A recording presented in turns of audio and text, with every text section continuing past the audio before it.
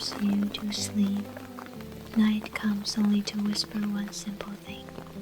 You are allowed to stop before you close your eyes, before the night truly settles. If these slow, gentle stories have become a place you return to each evening, please tap follow on the channel, tap like, as a tender reminder that you deserve peaceful nights of rest. And if you know someone else who is also tired, please share this with them. Some people need nothing more than a voice slow enough to let them sleep. Some people only truly rest when the last light finally turns off. Some souls can only fully exhale when the world stops demanding.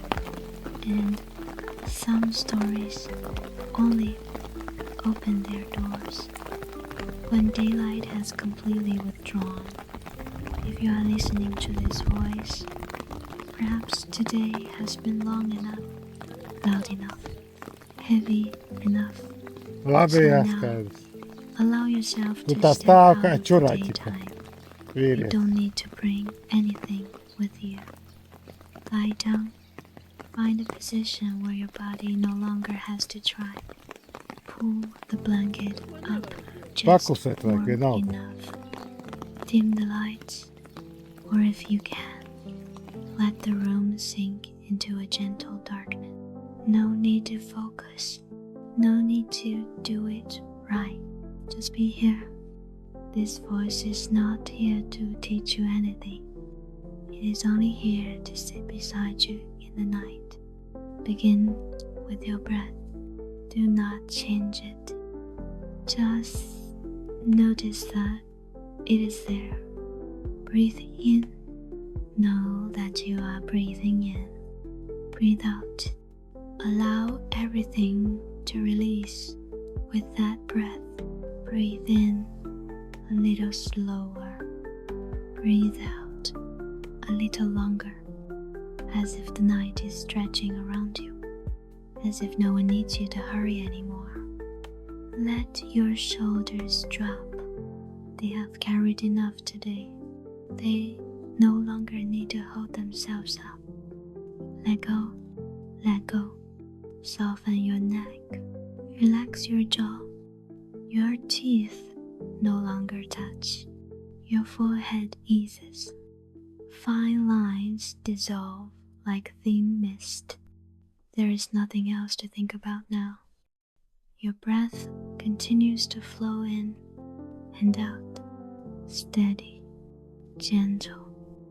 Feel your arms, from your shoulders to your elbows, down to your wrists, down to each finger. Your fingers have held so many things today. Now they can open, little by little. Let go, let go. Your chest grows lighter. Your heartbeat slows like an old clock, finally settling into its nighttime rhythm. Your belly softens with every exhale. No need to hold, no need to control. Your hips relax. Your thighs grow heavy. Your knees, your calves, your feet. Each part of your body finds its own place to rest, as if this bed has been waiting for you for a very long time. Heavier, heavier, and safer. If a thought drifts by, don't chase it. Don't push it away. Just let it pass, like rain falling onto a night road. A gentle touch. Then it dissolves outside. It may be raining, not pouring, just drip, drip, drip, a steady, ancient rhythm. Somewhere in the city, a warm yellow light has been switched on, not bright, just enough to illuminate a wooden table, an old book page. You don't need to go there now, just know that it exists a quiet space waiting for the weary. Your breath is deeper now, slower, as if your body is remembering how to sleep again after a long time. Breathe in, soft as night air, slipping through a crack in the door. Breathe out, light as the sound of an old page turning. Let go, let go. There is nothing to solve in this moment. No decisions to make. Night does not ask you to be better. Night only wants you to rest. Your body is warm enough, heavy enough, safe enough. And as your body lies this still, your mind begins to soften. No longer a listener, no longer someone trying to sleep. Just a breath in the night, a very small rhythm of life, yet complete. In this state, the story can arrive, unhurried, unloud. It will open like an old wooden door, in a quiet alley, only when you are ready to stay. And you are ready now. Remain just as you are. Do nothing more. The story will find you on its own, like warm yellow light, finding those patient enough to wait for night. When the daytime has retreated far enough, the city begins to change the way it breathes. Seattle at night is not noisy. It lowers its voice, as if afraid of waking those who are trying to sleep and those who have only just been allowed to rest. You are walking, not fast, not slow, just enough that each step carries no pressure. Rain falls lightly, not the kind that makes people run, just thin droplets touching your coat, then sliding away, leaving a cool, gentle feeling on your skin. The alley you enter grows narrower. Old walls line both sides, darkened by time and dampness. There are no cars here, no voices calling out, only the sound of rain touching the pavement and wind slipping softly through small openings. A yellow light appears at the end of the alley, not bright, just enough for you to know you are not lost. Rain taps softly on a window somewhere, small beats, steady, like an old clock measuring time in its own way. You smell damp wood, the scent of planks that have endured many rainy seasons, so familiar, so old, like a memory your body recognizes before your mind can name it. The air carries a gentle chill, not sharp, just enough to make you pull your coat closer and feel that you are truly inside the night. Perhaps you are a weary traveler, having walked through a long day without knowing what you were seeking, or perhaps you are simply yourself, slowing down for the first time in a very long while. No one is behind you. No one is waiting for you to arrive on time. There are no deadlines in this alley. You do not need to hurry. Truly, you do not. Let each step find its own rhythm. Let your breath move with the rain. Breathe in, cool. Breathe out, warming. The deeper you walk into the alley, the more the world behind you fades. Unanswered emails, unfinished sentences, the things you didn't manage to do well enough, they all remain out there. Ahead, a wooden door appears beneath a low, amber light. The glow spills onto the wet ground, like an invitation without words. The door does not open wide. It opens just enough for those who know they need a place to stay. You pause there for a moment. No decision required. No thinking needed. Only knowing that when you step through this door, no one will ask who you are. No one will demand that you become a better version of yourself. Your breath now moves with the rhythm of the night. Slow, steady, quiet. You have already entered this space. A refuge. A place that requires no defense. And here, you are allowed to stay under the dim amber glow of low table lamps. A small library lies hidden in an old alley on the outskirts of Seattle, called the Night Haven Library. This space opens only from 8 in the evening until 4 in the morning. It was founded more than 10 years ago by a group of volunteers, people who had once been teachers, factory workers, and even a few who had experienced homelessness, all of whom found comfort in books. They gathered funds from local donors. Old books bought from garage sales, from libraries that had closed down, even from free book boxes along the roadside. Mr. Henry Whitaker, a man who suffers from nighttime insomnia and who once worked as a dock laborer, is now the one who opens the doors each night. He arrives at 7 o'clock, wipes down the tables and chairs, rearranges the shelves, brews a pot of hot tea, and then opens the doors to welcome the quiet guests of the night. Inside, the scent of old paper mingles with damp wood and a faint trace of Earl Grey tea. Dark wooden shelves stand close together, and desk lamps cast long shadows across the worn wooden floor. There are no computers, no Wi-Fi, only books. Thousands of free books, open to anyone who wishes to read. No library card required. That night, like every night, familiar visitors quietly step inside. The first is Marcus Lee, a delivery driver for DoorDash.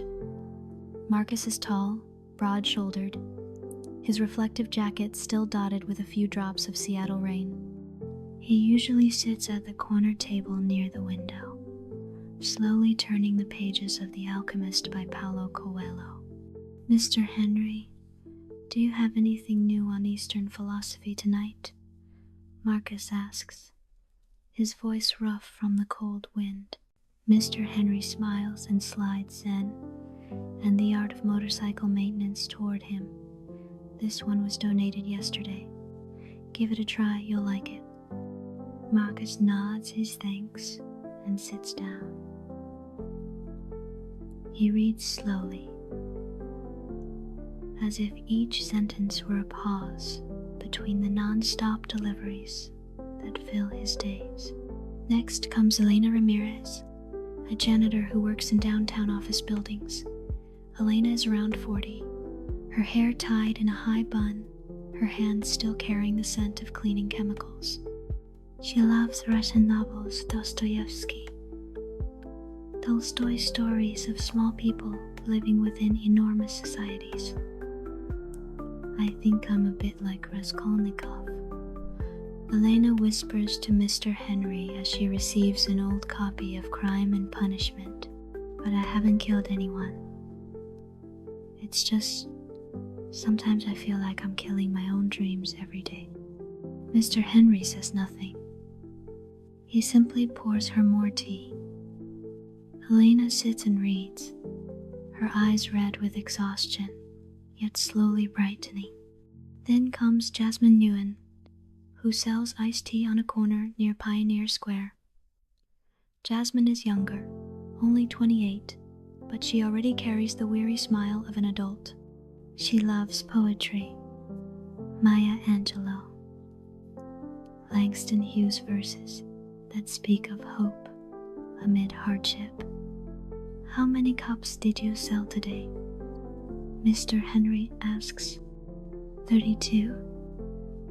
Jasmine says with a soft smile. Enough for milk for my child.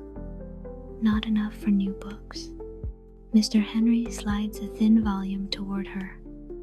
The collected poems of Maya Angelou. Take it home.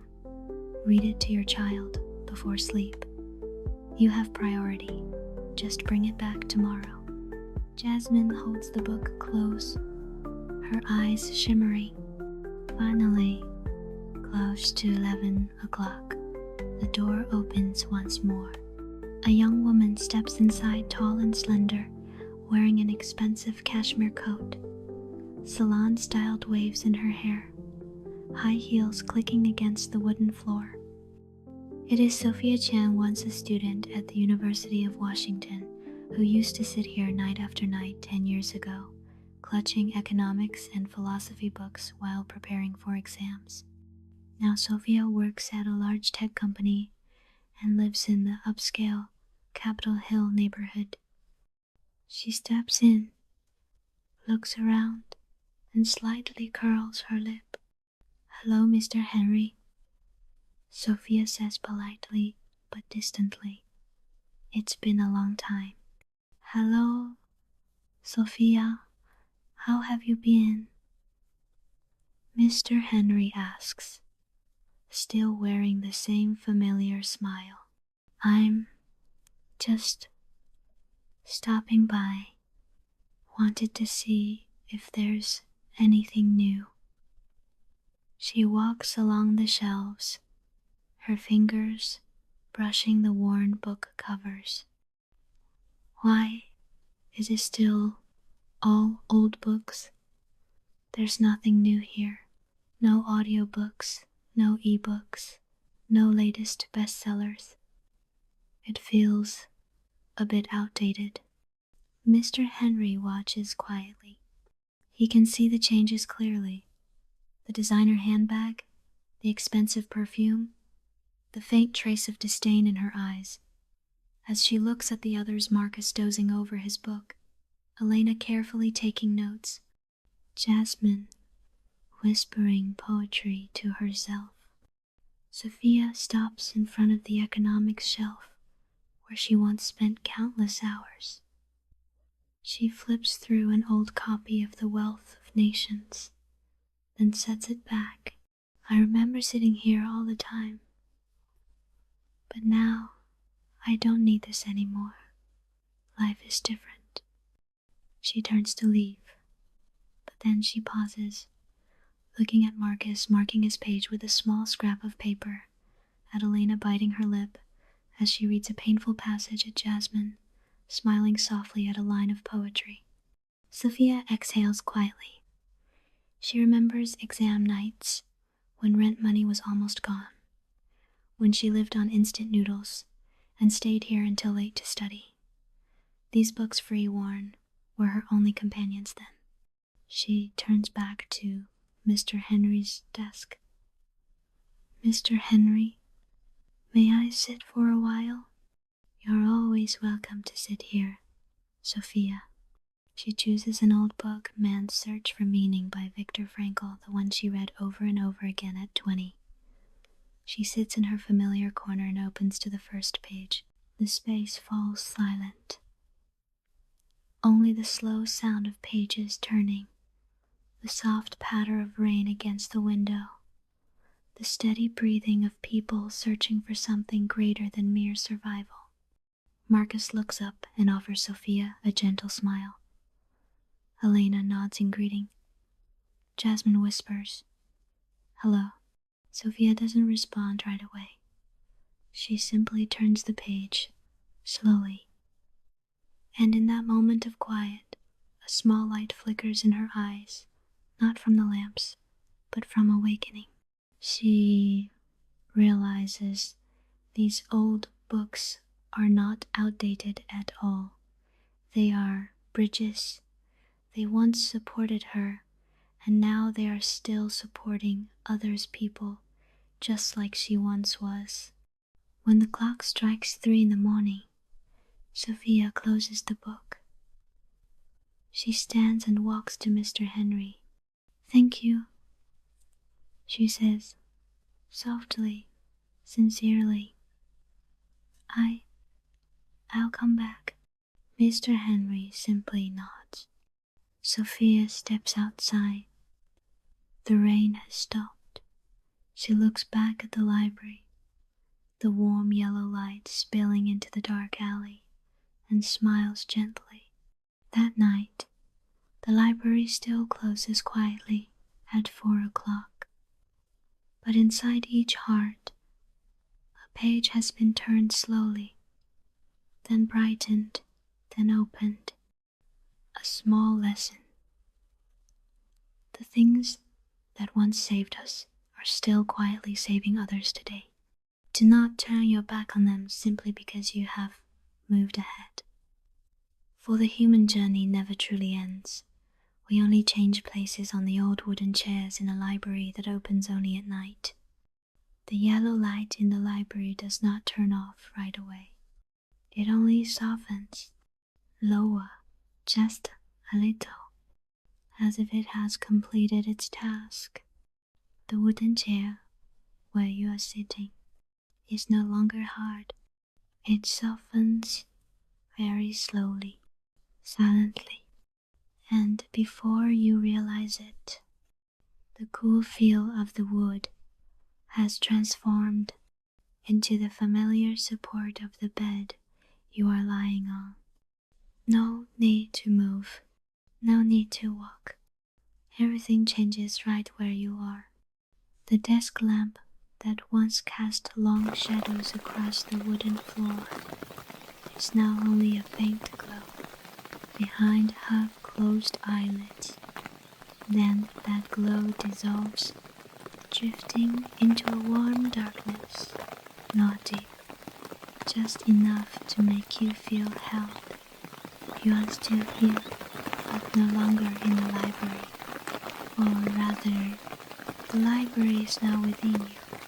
You are sitting there at the familiar table, in the quietest corner, where no one disturbs you. And it is you who is allowed to remain until the end. Not Marcus, not Elena, not Sophia. No one asks what you need. No one waits for your reply.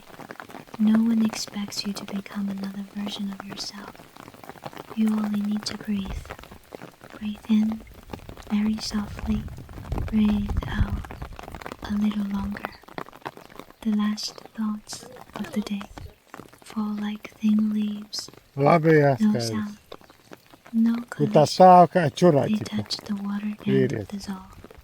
Memories begin to grow lighter too, like early morning mist, still there, but without clear shape.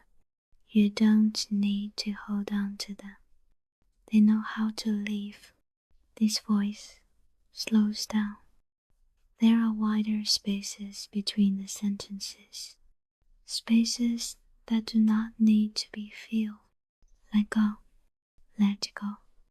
There is no longer a storyline, no characters, no time to follow, only the feeling of being gently placed down with great care, safe, calm enough. If any sound remains, it is very far away, like rain that stopped long ago. Yet the ground still remembers. You do not need to go on. You do not need to return. Being here is enough. And as this voice gradually fades, do not search for it. Let it dissolve. Like the last yellow light closing behind your eyelids. There is no more story, only safety. Now, only breath remains. No need to count, no need to track it. Just let it come. and go. Breathe in very softly. Breathe out very long. The sounds of the night have moved far away. Seattle outside is only a faint memory. The old alley, the yellow light, the small library has closed, but the feeling of safety remains, like a thin blanket resting on your chest, like a hand gently placed on your shoulder, then withdrawn, leaving just enough warmth. The breath touches your chest, then leaves, taking nothing with it, leaving nothing behind. Sleep now. No need to try. Sleep is not something to achieve. It comes only when you stop holding on. Sleep now. If any thought remains, let it stay outside the door. This door has closed. Very gently, very quietly. Everything is peaceful now. The people in the library that night have found their seats. The books are resting on the shelves. Mr. Henry has turned off the desk lamp, and you are allowed to stay, held by gentle darkness, by the rhythm of your own breath, by silence that asks nothing. You are being held. Your breath grows slower, deeper. The space between each breath lengthens a little, then a little more. Sleep now. Sleep deeply. There is nothing to remember, nothing to understand. Sleep is simply opening, like a page that does not need to be read further. Everything is peaceful now. If tomorrow morning, when the light returns, you remember a trace of tonight's warmth, come back here, tap-like. Share this with someone else who is tired, and follow, so other night doors will always be open when you need them. And now, sleep now. Sleep deeply, sweetly.